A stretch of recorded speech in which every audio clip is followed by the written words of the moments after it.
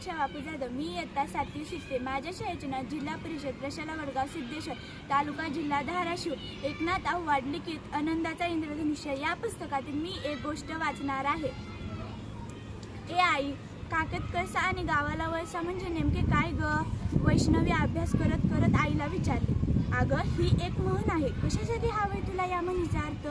अगं, उद्या परिपाठात या म्हणीवर आधारित गोष्ट सांगायला लावली आहे सरांनी। सर मला म्हणाले, तू छान कथाकथन करतेस, उद्या तूच या म्हणीवर गोष्ट लिहिली आणि ती सर्वांना सांग। हे का? मग छानच झाले। हो ना आई, आता या नवीन वर्षात वर्गाची मी परिपाठ प्रमुख झाले आहे। रोजच्या परिपाठाचे नियोजन आणि कारवाई आता वर्षभर माझ्याकडे असेल। म्हणजे अगं, शाळेत सरांनी वर्ग मंत्रिमंडळ स्थापन केले आहे आणि तेही चक्क निवडणूक घेऊन। वर्गाचा मुख्यमंत्री, स्वच्छता मंत्री, अभ्यास मंत्री, शिस्त मंत्री, क्रीडा मंत्री आणि सांस्कृतिक कार्यक्रम मंत्री सारे ठरवलेत। मी सुद्धा निवडून आले वर्गाची परिपाठ प्रमुख म्हणून। सर्व नियोजन काल शाळा सुटल्यावरच करून ठेवले। आम्ही जनगण या राष्ट्रगीताने परिपाठाला छान सुरुवात करणार आहोत। त्यानंतर जय जय महाराष्ट्र माझा हे राज्यगीत म्हणणार आहोत। त्यानंतर भारत माझा देश आहे ही प्रतिज्ञा म्हणून, नंतर भारतीय संविधानाची उद्देशिका म्हणून, त्यानंतर देश हाच देव आपला मानू जीवन, सत्य हाच श्वास अवघा जाणू जीवना हे समूहगीतातील वर्गातली निवडणूक मुले सादर करणार आहेत। त्याला आमच्या वर्गातला सार्थक जोशी हा विद्यार्थी तबल्याची साथ देणार आहे, पेटीची सोबत करणार आहे। आमच्या वर्गातली रेशमी वानखेडे ही विद्यार्थ्यांनी करणार आहे आणि हो, वर्गातली सीमा कांबळे एक काव्य कोडे घालणार आहे। ताज्या बातम्या वर्गातला फारूक वाचणार आहे, तर सुविचार आणि त्या सुविचार अर्थ जॉन डिझॉन सांगणार आहेत। नंतर दिनविशेष गटप्रमुख सचिन सांगेल आणि शेवटी मी या म्हणीवर आधारित गोष्ट सांगणार आहे की नाही। आमचा हा परिपाठ होणार खास मखास। सर म्हणतील, वा रे वा, शब्बास, वैष्णवी उत्साहाने सारे सांगत होते। खूपच छान ग वैष्णू, तुमचा परिपाठ खासच होणार। शाळेची दैनंदिन दिवसाची सुरुवात परिपाठाने होणे गरजेचे आहे, कारण परिपाठाने मन कसे प्रसन्न होते। ए आई, सांग ना मला, काखेत कळसा गावाला वळसा म्हणजे नेमके काय ते? अगं, काखेत कळसा गावाला वळसा म्हणजे एखादी आपल्याजवळ असताना त्या वस्तूचा शोध आपण सर्व ठिकाणी घेत राहणे। वैष्णवी पटकन म्हणाली, अरे चा, असे आहे का ते? आठवले, आपले बाबा एकदा चष्मा घरभर शोधत होते आणि तो चष्मा होता त्यांच्या डोक्यावर। तेव्हा आजी पटकन म्हणाली, अरे रमाकांत, चष्मा डोक्यावर ठेवून घरभर काय शोधत बसला आहेस? आई, यालाच काखेत कळसा गावाला वळसा असे म्हणायचे ना? अगदी बरोबर। आणि हो, तुझा दादाही नाही का, एकदा त्याचा मोबाईल स्वतःच्या बॅगेत ठेवून घरभर शोधत बसला होता, आठवले का तुला? तेव्हा तूच त्याचा मोबाईल शोधून द्यायला मदत केली होतीस।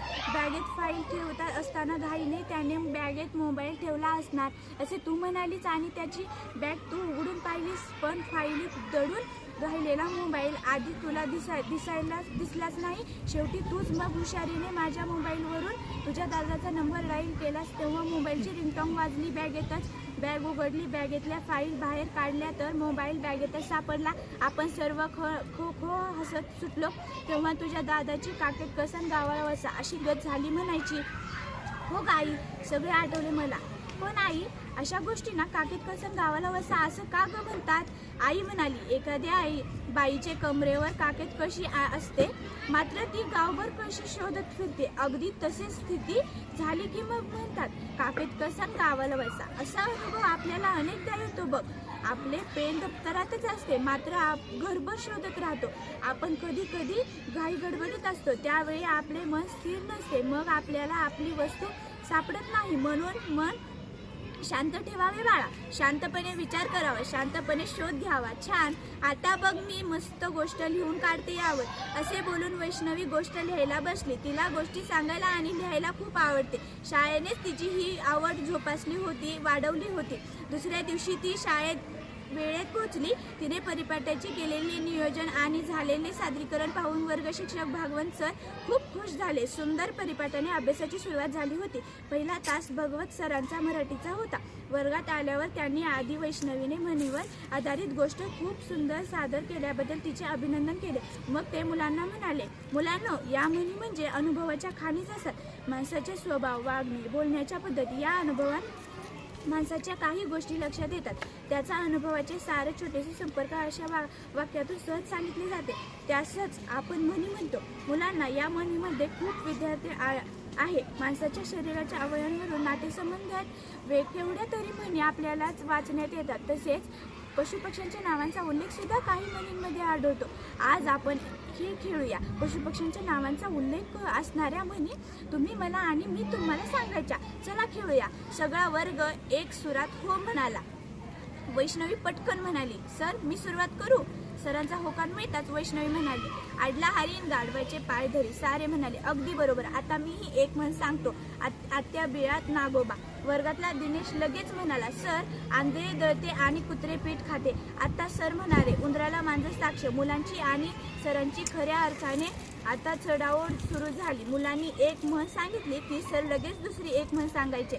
खेळता खेळता पशुपक्ष्यांचा उल्लेख असलेल्या कितीतरी म्हणींची यादी वर्गात तयार झाली.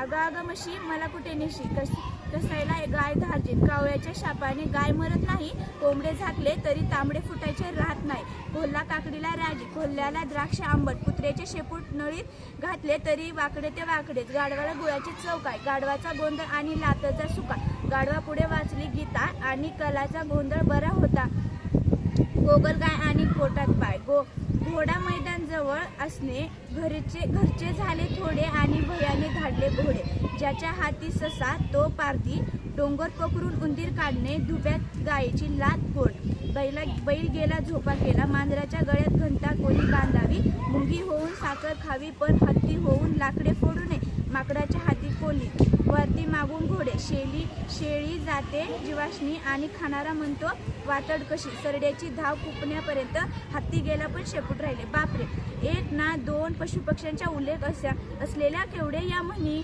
मराठी भाषेचे हे वैभवच. मुलांना आश्चर्य वाटले. वैष्णवीला तर काय म्हणीचा अर्थ आणि या म्हणी मागची कहाणी समजून घेण्याची उत्सुकता लागली.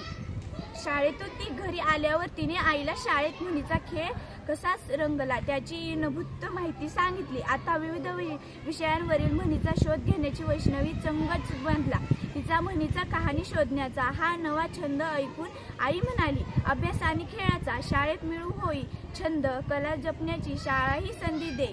वैष्णवी लगेच आईला म्हणाली, आई ही माझी लाडकी शाळा, मला प्रेमाने घडवते, माझीच नव्याने मजला ती ओळखू करून देते. म्हणीपासून सुरू झालेल्या मायलेकीचा हा संवाद खूप वेळ चालला.